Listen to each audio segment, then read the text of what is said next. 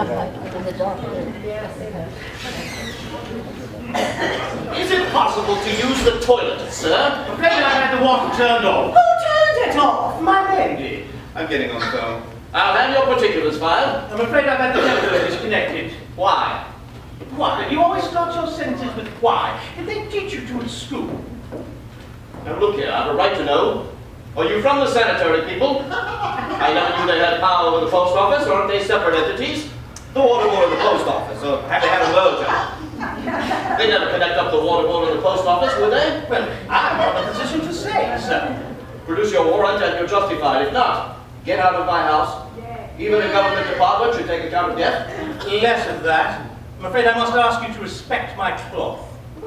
Is he a priest? If he is, he's an unfrocked one. Who are you? My name is Truscott. What in hell kind of a name is that? This is an anagram. Not bloody human, that's for sure. We're being made the victims of some kind of interplanetary rag. He's probably luminous in the dark. Come on, I don't care what infernal power you represent. I want a straight answer. I'll go next door. They're Dubliners. If you're the angel of the Lord himself, they'll mix it with you.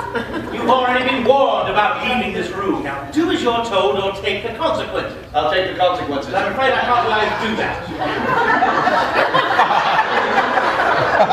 No power to stop me. No, I must disagree. I'm acting under orders. Whose? My superior officers. I don't believe he exists. You shall have to watch your behavior, sir, or I shall have to caution you. Oh, I know we're living in a country whose respect for the law is proverbial.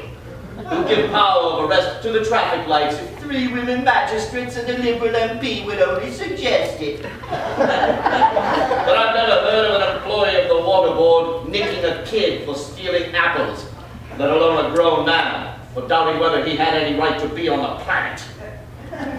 So give me your undivided attention for just a few more moments, sir. I promise you we'll have this whole case sorted out. It's not a game we're playing here. It's my duty, and I intend to do it to the best of my ability.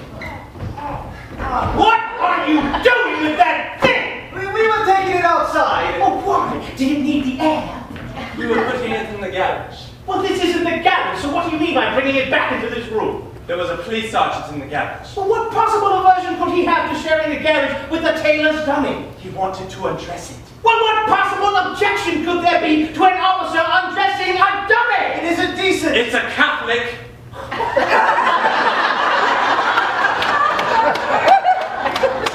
Things you say, lad, are quite ludicrous. Now take that thing back outside to the garage. The Bobby won't interfere with it. He's a married man with children. Well, go on, do as I say. No, I don't want to hear. I want it here. Why? It's valuable. Has its value increased in the last few minutes? No. If it's your usual custom to encourage young men to run up and down garden paths with tailor's dummies, then you must be stopped from exercising such arbitrary power. Well, I did want it in the garage, but after what's been said, I feel I can't let her out of my sight. Really, miss? Your relationship with that object verges on the criminal. Has no one in this house any own feelings? I've never come across the like of it. If there's any more of this, I shall arrest a lot of you.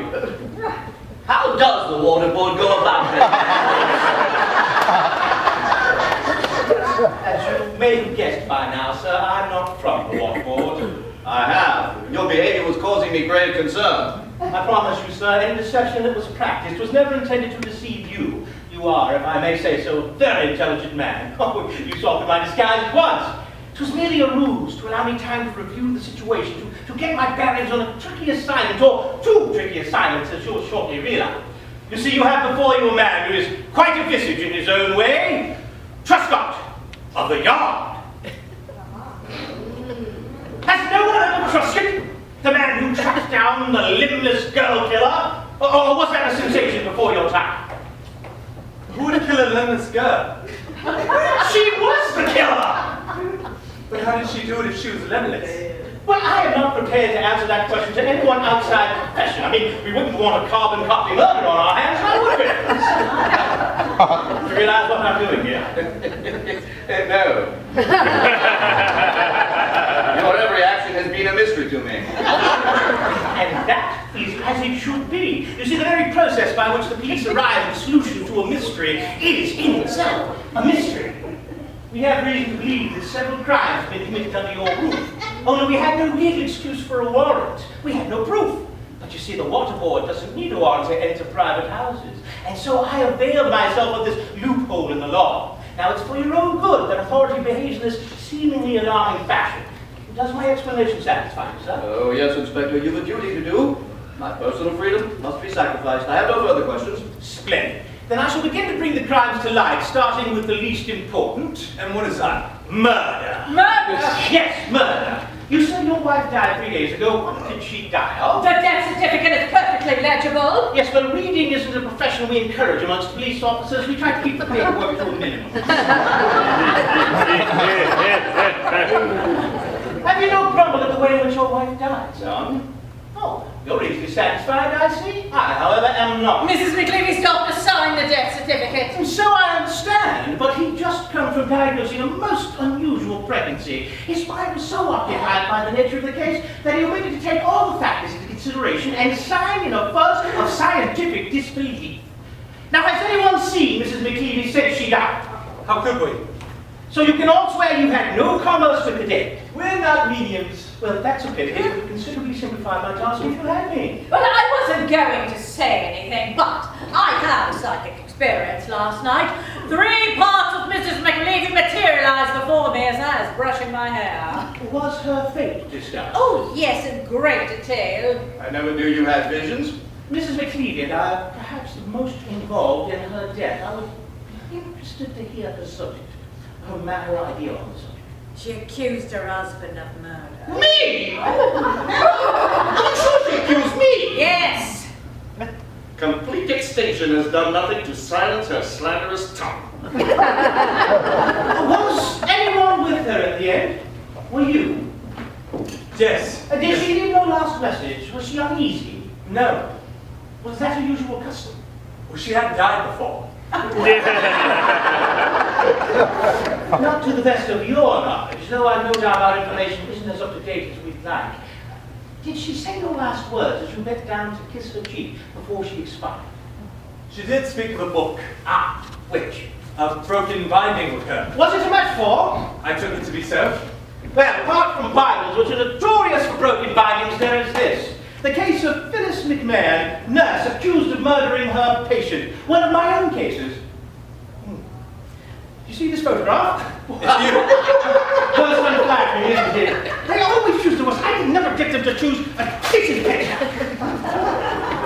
Is there a photo of the nurse? Unfortunately not. Someone has torn all the photographs of the nurse from the book. However, we have something equally damning, the handwriting of the accused. And here, the evidence on which I propose to convict.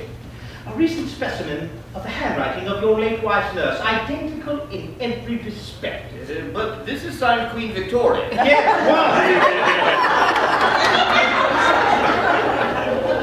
one of her many aliases. If it was one of your own cases, how is it she didn't recognize you? For two very simple reasons. You see, I conduct my cases under an assumed voice, and I'm a master of disguise. Ha ha! You see, a complete transformation! You've had a lucky escape, sir. You'd have been the victim of a murder bid inside a month. Oh, we've had the tabs on her for years. 13 fatal accidents, 2 suspected fish poisonings, and a disappearance. You see, she's been practicing her own form of genocide for over a decade and called it nursing. I never killed anyone. Oh, at the George V. Hospital in Holyhead, 87 people died within a week. How do you explain that? It was a geriatric ward. They were old. But they deserve to live just like anybody else. I was in the children's ward. How many innocents did you massacre, Phyllis? None. I fail to see why you choose to shroud the episode in mystery. You can't escape. Mrs. McLeavy accused her husband. We can't accept the evidence of a ghost. The problems posed would be insufferable. I'm innocent till I'm proved guilty. That is the law. You know nothing of the law. I know nothing of the law. That makes us equal in the sight of the law. I'm innocent till I'm proved guilty. I must be proved guilty. This is a free country. The law is impartial. Who's filled your head with that rubbish? Can't be had for anything. You've no proof. When I make out my report, I shall say that you gave me a full confession. It could prejudice your case if I have to forge one? And I shall deny that I've confessed. Well, perjury is a serious crime. You know, respect for the truth. Oh, we have a saying under the Blue Lamp, waste your time on the truth and you'll be pounding the beach until the day you retire. Oh, the British police force used to be run by men of integrity. Yes, well, that is a mistake which has been rectified. Well, come along. I can't stand here all day. My name is Phyllis Jean McMahon, alias Faye Jean McMahon. I'm 35 years of age and a nurse by profession. On the 3rd of December last, I advertised in the trade papers for a situation. Mr. McLeavy answered my request. He asked me to nurse his wife back to health, a task I found impossible to perform. Mrs. McLeavy was dying. Had euthanasia not been against my religion, I would have practiced it. Instead, I decided to murder her. On the night of June the 22nd, I administered poison. The next morning, I found her dead and notified the authorities. I've had nothing but heartache ever since.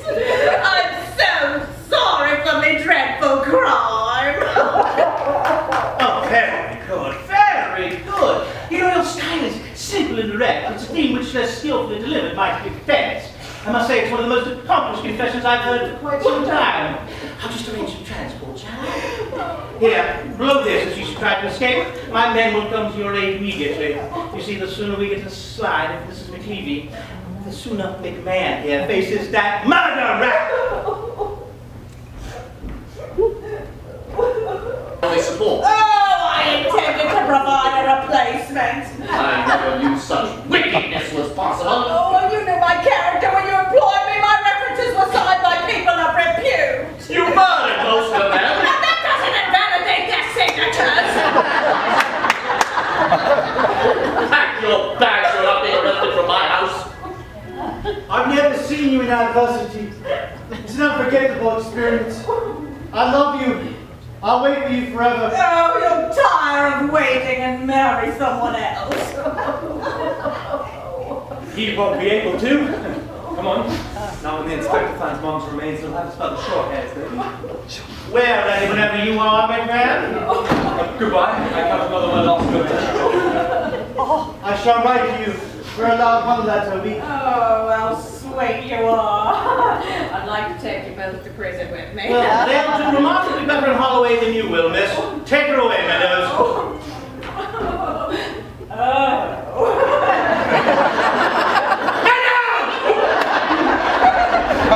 Only a minute will save you now. I understand your wife was involved, sir. Yes. It's a delicate subject, sir, but for the post-mortem we should want Mrs. McLeavy's stomach. Where is it? In a little casket. And where is that? In the hall. Well, fetch it for me, will you? I have something to say that would be a shock to you, Inspector. Well, what is it? Tell it here, Uncle. Well, after I reached the coffin, I went back for the little casket, and as I reached it, a violent explosion occurred. The lid of the casket was forced open and the contents dispersed. It's well known in the trade that the viscera, when heated, is an unstable element.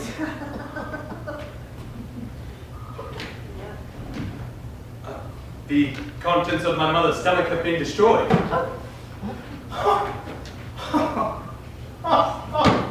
What an amazing woman McMahon is! She's got away with it again! That woman must have influence with heaven! Well, look sharp, fetch her back! She'll sue us for wrongful arrest! Sorry, sir, but I'm rather confused as to what is being said and in answer to whom. Briefly, sir, without your wife's stomach, we have no evidence on which to convict. Can't you do a reconstruction job on my wife's insides? And I'm afraid not even God can work that miracle, sir. Is the world mad? Tell me it's not! I'm not paid to quarrel with accepted facts. Well, it seems you've had yet another 12-hour escape, McMahon. Yes, I shall spend a quiet hour with my rosary after tea. You know one thing, you'll be blacklisted. I'll see you never get another nursing job. Now, there's no need to be vindictive. Show a little tolerance. Is she going to get away with murder? I'm afraid so, sir. But I've another ace up my sleeve. The situation for law and order, though difficulties by no means hopeless, There's a chance, albeit a slim one, that I can get McMahon here as accessory to another crime, and one which the law regards as far more serious than the taking of human life. What's more serious than mass murder? The stealing of public money. And that's exactly what your son and his accomplices have done. Oh, Harold would never do a thing like that. He belongs to the sons of divine providence. Yes, well, that may mean something to divine providence, but it cuts no ice with me. Now, during the course of my investigation, I came across this object. I was wondering if you might tell me what it is. It's a marvel. No, not a marble. It looks suspiciously to me like an eyeball. The question I want answered is to whom does it really belong? I'm not sure that it is an eye. I think it's a marvel which is in trouble. It's an eye, sir. You can see the maker's name clearly marked. J. and S. Fraser, eye makers to the profession. It's mine. My father left it to me in his will. What a strange request from a father. Oh, it's mine. It's said to belong originally to a well-known figure of the concert platform. Very clever, and unfortunately you're not quite clever enough. I'm no fool. Oh, your secret is safe with me. I have a shrewd suspicion where this eyeball came from, and you know too, don't you? No. Oh, don't back me, it came from your tailor's dummy, didn't it? Oh, it's no good, Inspector. You're too clever by half. Well, I'm glad you decided to tell the truth at last. But we must return this eye to its rightful owner. Unwrap the dummy. No, you can't do it before the poor man. I must do it in private. One moment. Let me see that eye. Who gave you this? Well, it belongs to my sewing dummy. Did you hear that, Inspector? Is it likely they fit eyes to a sewing machine? Does that convince you? Nothing ever convinces me. You see, I always choose the least likely explanation and file that in our records. Who gave you this? Come on now. I gave it to her. A woman gave it to me as a souvenir. Of what? A special occasion. Oh, it must have been a very special occasion if she gave you her eye to market.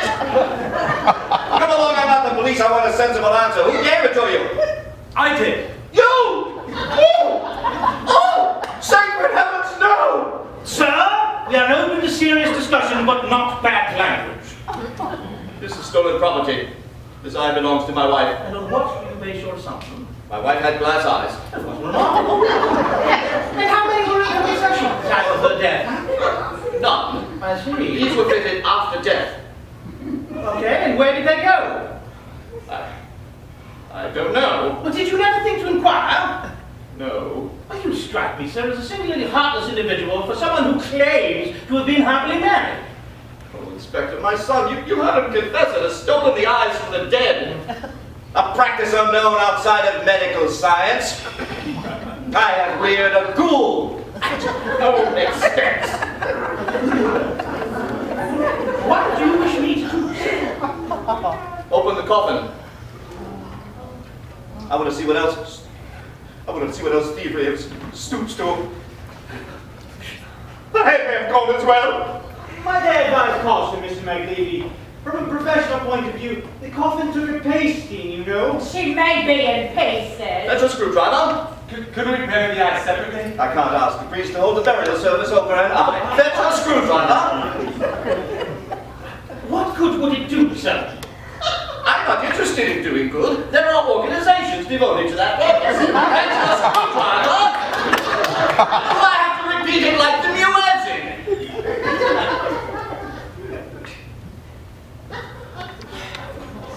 This is unwarranted interference into the rights of the dead. As a police officer, I must caution you to consider your actions most carefully. She's my wife. I can do what I like with her. Leave her with a corpse. Indeed it is not. Conjugal visits should stop with the last heartbeat, I think.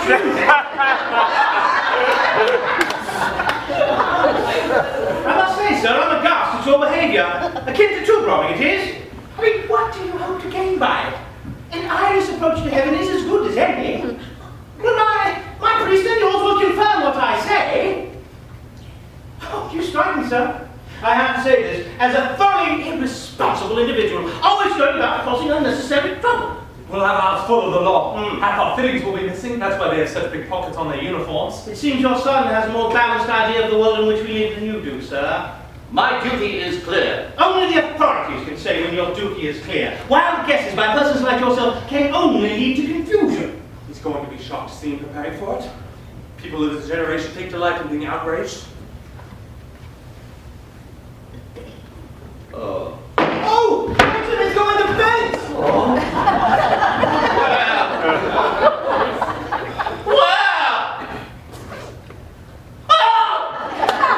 What the end of the world is there when such crimes are committed? Oh, seriously, sir? The opening of a coffin can't possibly herald Armageddon. Pull yourself together. And the contents of the coffin have deteriorated due to the accident. Do you wish to verify that? No, thank you, miss. I get enough shocks in the line of duty without going back looking for them. I shall disown you. I'll publish it abroad that I was cuckolded. It's been a harrowing experience for him. Well, he was warned in advance of the consequence of his actions. Look, I'm in a bit of a spot, Dad. I don't mind confessing, but don't get stroppy with me yet. I'm sorry I ever got you. I'd have withheld myself at the conception if I'd known. Seriously, sir, such idle fancies ill become you. Surely fathers have discovered greater iniquities in their sons than the theft of an eye. Come now, the episode isn't without instruction. Where did I go wrong? His upbringing was faultless. Did you lead him astray? I was innocent till I met him. You met me when you were 3 days old. Where are your tears? She was your mother. It's dust, Dad. A little dust. I loved her. You had her filleted without a qualm. Who can have affection for a half-empty woman? Jesus, Mary, Joseph, guide me to the end of my wits and I'm done with it. You've lost nothing. You began the day with the dead wife, and you ended with the dead wife. Oh, wicked, wicked. These hairs, they're great. You made them so. I'd be a redhead today had you been an accountant. Really, sir, we can't accept such an unlikely explanation for the color of your hair. And your behavior indicates a growing lack of control. It's disgraceful for a man of your age and background.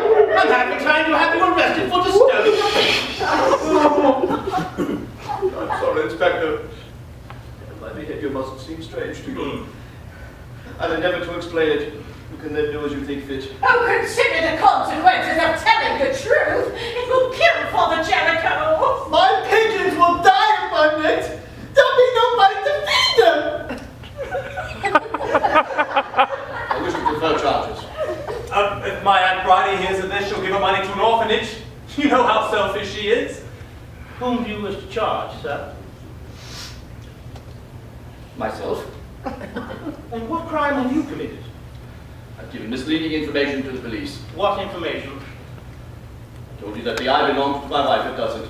Oh, God, forgive me for what I've done.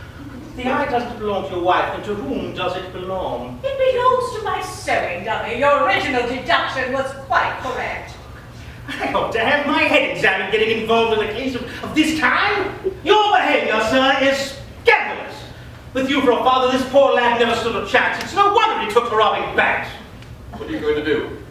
Going to leave this house in once, that's what I'm going to do. I've never come across such people. You all act as though you're affiliated to beggar. But the bank robbery, is the case closed? No, it's most certainly not closed. We don't give up as easily as that. Yes, I know what I'm going to do. I am going to turn this house upside down. Oh, dear, what a nuisance. And in a house of mourning, too. Oh, your wife won't be here, so I shall take possession of the remains. Why do you need the remains? You can't prove Mrs. McLeavy was murdered. Oh, there's no cause for alarm. It's a mere formality. You're quite safe. See how touchy your hardened criminals get, I'll be back in 10 minutes, at which time a lot of damage will be done to your property. You'll be paying repair bills for months to come. You know, one poor suspect recently had the roof taken off his house. Isn't there anything I can do to prevent this appalling assault upon my privacy? You could perhaps suggest a hiding place for the money. I can't, Inspector. Very well. Then you must take the consequences of it. What a terrible thing I've done. I've obstructed an officer in the course of his duty. I'm proud of you. I won't be ashamed to bring my friends home now. I shan't be able to face my reflection in the mirror. Oh, go to confession. Book now with Father Mac. Oh, not him. 3 brandies and he's away. The barmaid at the Queen of Denmark is blackmailing half the district. I'll say nothing of what I've discovered if you return the money to the bank. You're not to keep a penny of it, you understand? Yes, Dad. I'll go and ring Father Jellicoe. My soul is in torment. Oh, no, don't worry. Once we've got it back in the coffin, we're home and dry. What are we going to do with the money? Put it in the casket. What do you want that? He knows it's empty. Why didn't you put it there in the first place? My mom's guts were in there. Would have gotten at the notes. Do you have a hanky? Oh, you've gone too far using my handkerchief for that. It was a birthday present. Oh, relax, baby. You'll have other birthdays. And afterwards, I'll accompany my father's confession this evening to purge my soul of this afternoon's events. It's at times like this that I regret not being a Catholic. Afterwards, I can take you to that smashing brothel I've discovered. Really remarkable. Run by 3 Pakistanis aged between 10 and 15. They do it for sweets, part of their religion. Eating at 7, stock up on Mars bars. Don't look behind there, Harold. What? Why? Your mother is naked. Alright. We're safe. No one will ever look in there. I've fixed everything to my satisfaction. My men will be here shortly, and they are perfectly capable of causing damage unsupervised. And so, I shall take my leave of you. Goodbye, Inspector. It's been nice meeting you again. And where is the little casket? I need to see that it's empty. It's empty? Yes, but I must have it certified empty before I close my report. Oh, we're having it desanctified. Mr. McLeavy is on the phone to the priest about it now. Our lads in forensics aren't concerned with sanctity. Where's the casket? You're back already. Have you decided to arrest me after all? I wouldn't arrest you if you were the last man on earth. Now give me that casket! I'll give you a receipt, sir.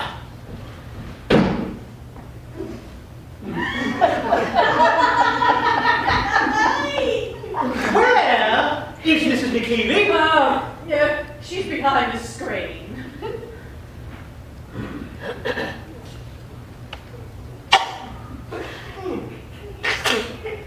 Did she ask to be buried like that? Yes. She believes in that sort of thing. Yes. Are you, sir? Well, no, I'm not a member myself. A member? She belongs to a group thing. Oh, yes, they met a couple of times a week. They do a lot of good for the country. Raising money for charities, holding faiths, that sort of thing. We also like them. I've heard several excuses for nudists, sir, but never that. Nudists? Your wife's a nudist, you said? My wife never took her clothes off in public in her life. Yet she asked to be buried in that condition? What condition? In the nude! You better leave my house, Inspector. I can't allow you to insult the memory of my late wife. You cause me serious aggravation, sir. Really you do. You will get your property back in due course.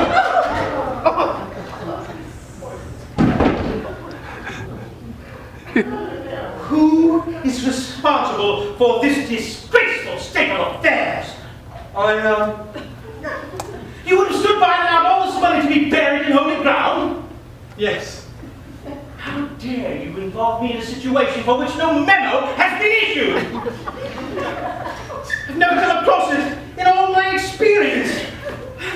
There's a portrait of the Queen on every one of these tenders. It's dreadful to consider the issues raised. 20,000 smiles and 20,000 tiaras buried alive. She's a constitutional monarch. She comes at the back, you know. She sent us a telegram.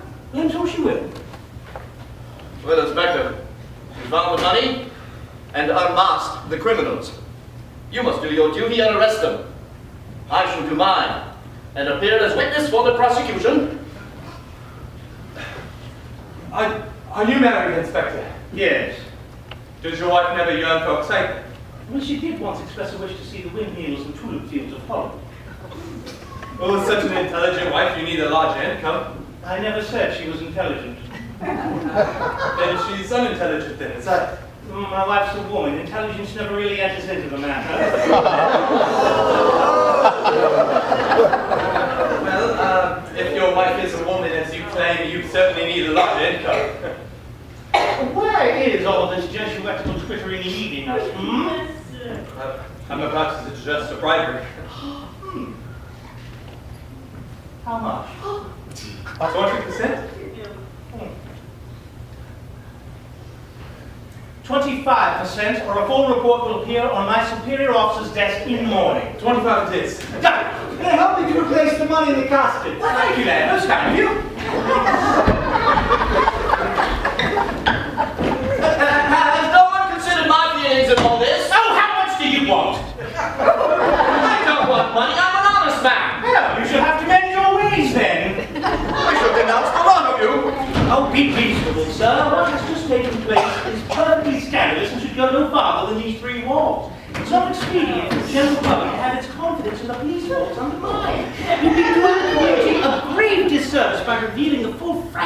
of this case. What kind of talk is that? You don't make sense. Who does? I go to the priest. He makes sense. He makes sense to me. Does he make sense to himself? That is much more important. If I can't trust the police, I can still rely on the fathers. They'll advise me what to do. You'll be glad to know my mother's in her last resting place. Very good. You carried out an operation with speed and efficiency. I congratulate you. We're ready for the eye now, if you'd like to assist us. Oh, no. You do it. You're much more experienced in these matters than me. And you better have these as well. Your sense of detachment is terrifying. I mean, most people would at least flinch at the sight of their mother's teeth and eyes being handed around like nuts at Christmas. Have you given a thought to the priest? But we can't have him on it, Miss. Our sentence wouldn't be worth having. Well, Mr. McGreevy has threatened to expose us. Oh, I've been exposed before. Oh, what happened? I arrested the man. He's doing 12 years. If you wish to arrest my dad, I'd be an exemplary witness. What a bright idea. You know any vacancies in the force for lads of your caliber?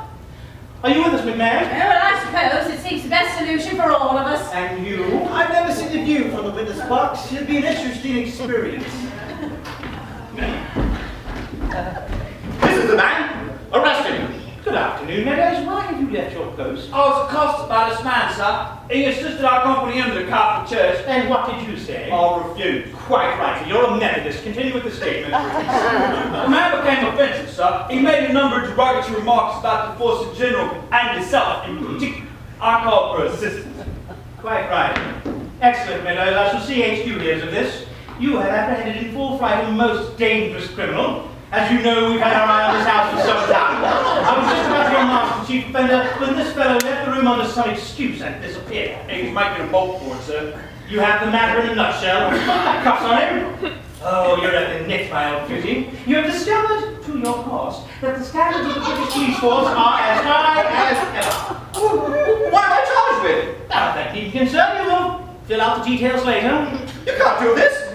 I've always been a law-abiding citizen. The police are for the protection of ordinary people. Quick, you pick up these marvelous slogans, sir. You must read them on hoardings. I want to see someone in authority. But I'm in authority, you can see me. Someone higher. You can see whomever you like, provided you convince me first that you're justified in seeing them. You mad? Oh, nonsense. I had to check up on me yesterday. Our medical officer assured me. I'm quite safe. I'm innocent. Doesn't that mean anything to you? You know the drill, Meadows. Empty his pockets and book him. I'm innocent! I'm innocent! Oh, what a terrible thing to happen to a man who's been kissed by the Pope.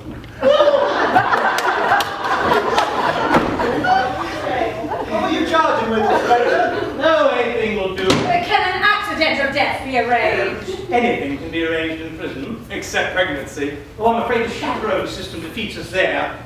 I will take this back to my locker at the station. That's the safest place for it. We have a maxim on the force. Never go looking in your own backyard. You might actually find what you're looking for. I'll give you a ring later this evening with details about Mr. McTeague. This is my address. I'm an unknown man. He's a nice man, self-effacing in his way. He has an open mind, the usual run of civil servants. It's good to know you can still rely on the police when you're in trouble. Oh, well, bury your father with your mother. That'll be nice for him, won't it? And you can kip in tonight, baby. Plenty of room now. Bring your bags over tonight. Oh, when Dennis and I are married, we'll have to move out. Why? People would talk. We must keep up appearances.